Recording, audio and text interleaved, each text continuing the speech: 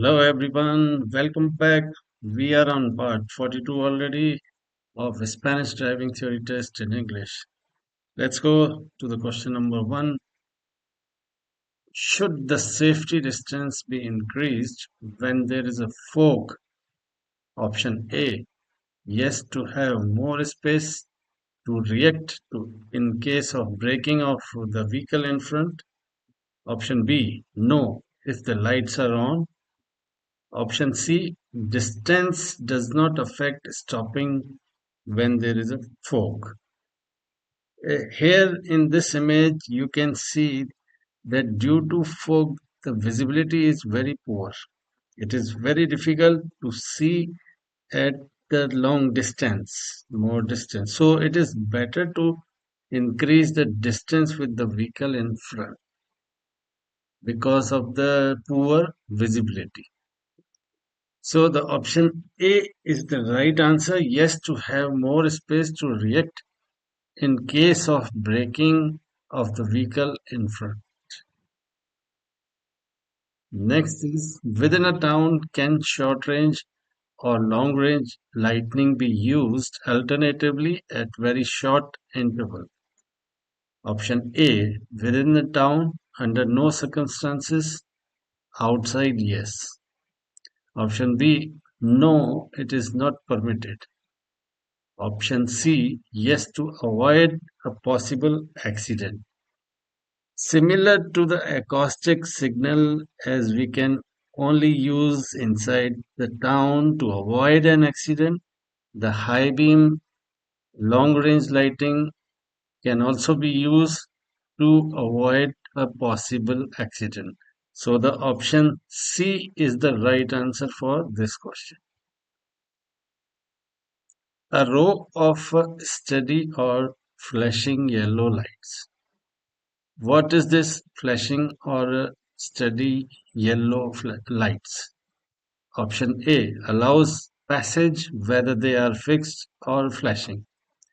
B prohibits passage through the imaginary line that joins them. C allows passage if they are intermittent and prohibits if they are fixed. It is an imaginary road, not a solid line like a road marking. So it is prohibited to cross this imaginary line. Like here in the image, you can see there is a space between two flashing lights, or a fixed light, but we are not allowed to cross this line. So it is prohibited. It prohibits the passage through the imaginary line that joins them. B option is the right answer. At an intersection that does not have a priority sign, when should you yield to a horse-drawn vehicle or an animal-drawn vehicle? Option A, never, because it is a non-motor, it is not a motor vehicle. B, when it enters from my right. And C, always, because they have preference. They don't have preference always. You can yield them when they are on your right. So the option B is the right answer, when it enters from my right.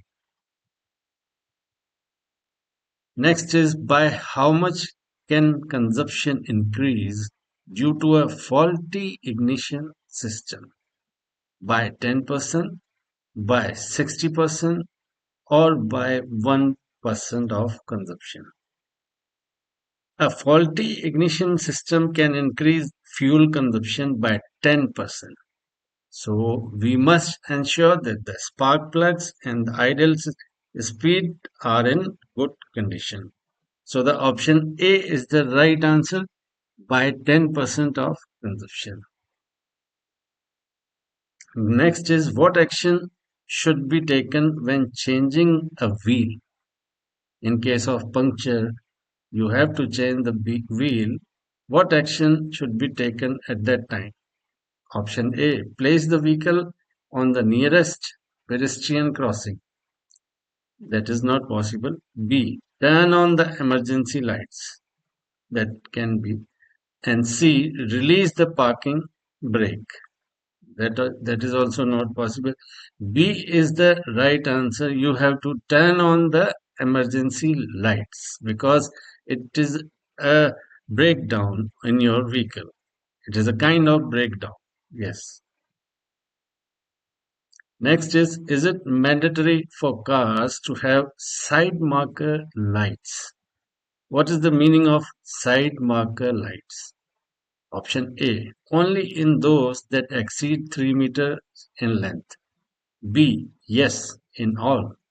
C, only in those that exceed 6 meters in length.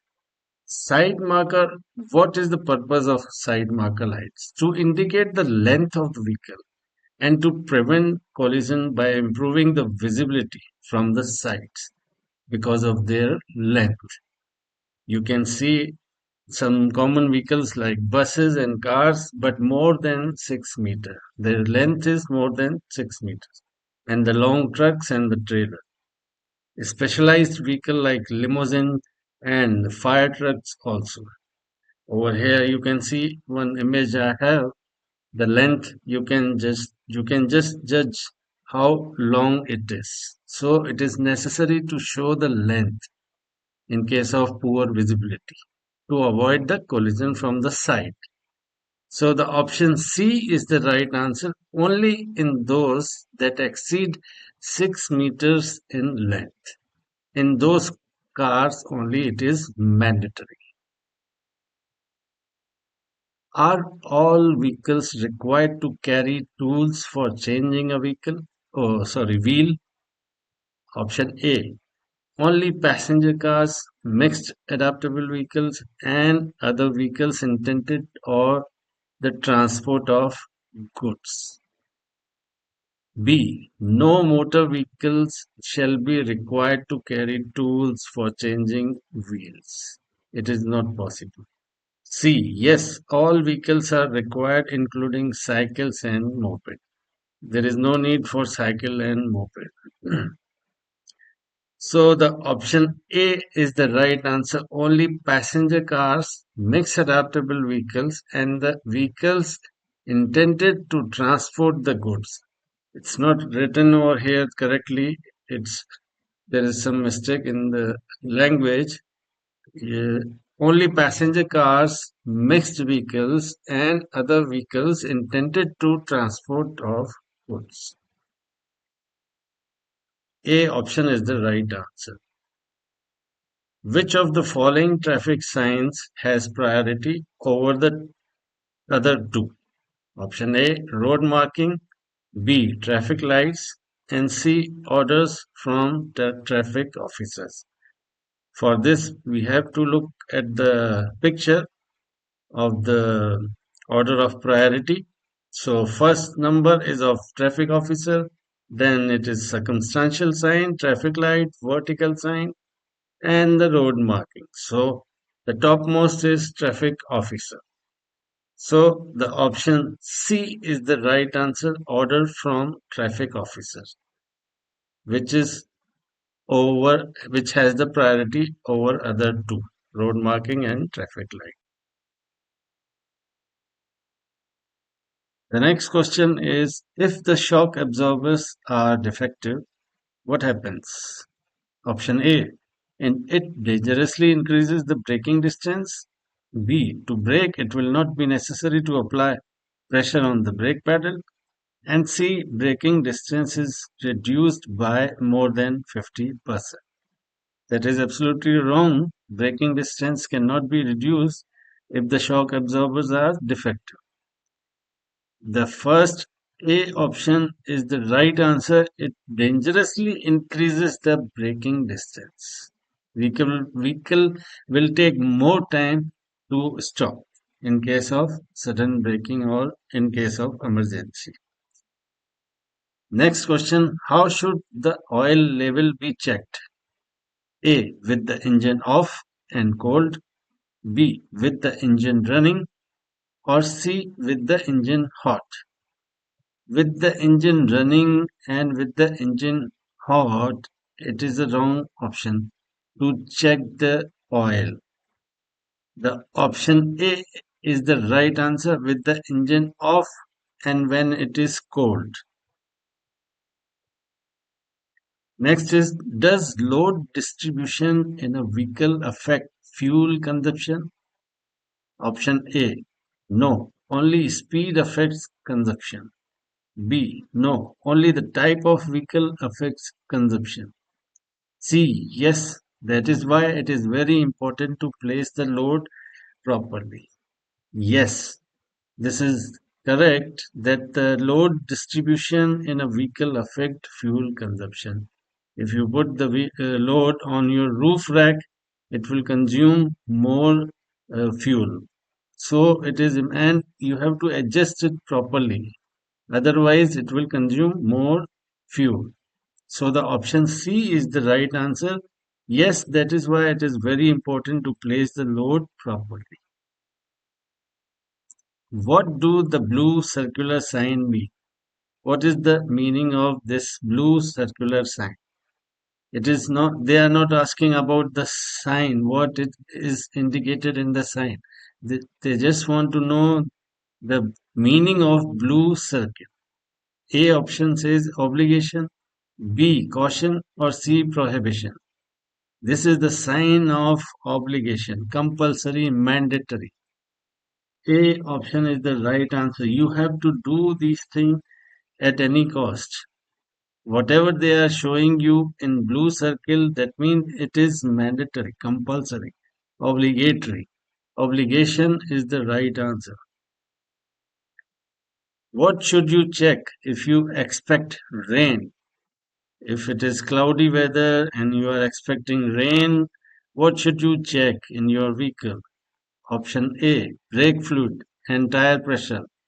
Option B, nothing, no review is necessary. Option C, the condition of the tire and windshield wipers. That is the major important thing. The condition of the tire, because to avoid aquaplaning, and the windshield wipers that should be proper in a working condition in case of rain. So C option is the right answer for this question. What is the fixed part in drum brakes? The shoes? B. None of the answer is correct. Or C. The pills. In drum brakes, the shoes are the part which is the fixed part in drums. Option A is the right answer for this question. What is the voltage in volts of the current stored in a battery? A option says 30 volts, B says 2 volts, or C 12 volts. As it is mentioned in the picture, you can say easily the C option is the correct answer, 12 volts. Next is, to which part does a vehicle's gearbox transmit rotational speed? To which part does a vehicle's gearbox transmit rotational speed? To the gearbox, to the clutch, or to the drive shaft? Yes, C is the right answer, to the drive shaft. Next is, what brakes are typically used on the front axle of passenger cars? A. Control brakes, B. Disc brakes, or C. Drum brakes. The correct answer is B. Disc brakes. That's all for our part 42. Let's catch up more in our next part. Please don't forget to subscribe the channel. Thank you for being here. Bye for now.